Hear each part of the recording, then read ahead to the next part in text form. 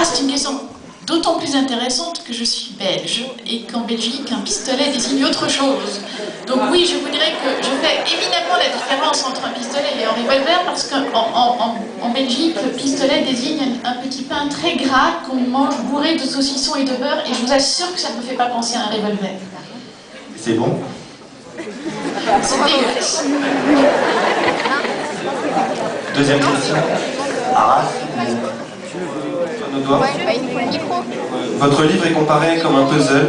A-t-il été difficile de mettre les pièces ensemble? Combien de temps avez-vous mis pour écrire votre livre? Ça n'a pas été difficile.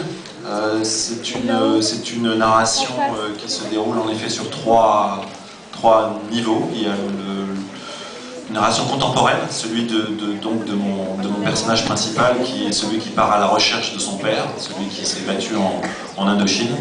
Il y a une narration indirecte qui se déroule en Indochine à l'époque.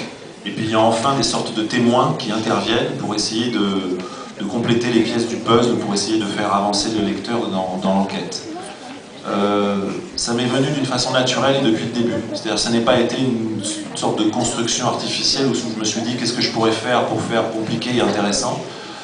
Comme c'est un livre sur la mémoire, sur ce dont on se souvient de ce qui s'est passé, le fait que ces différentes lignes, un peu comme dans une pièce musicale, puissent se mélanger, se répondre, et pourtant constituer une seule histoire, était depuis le début le projet de livre.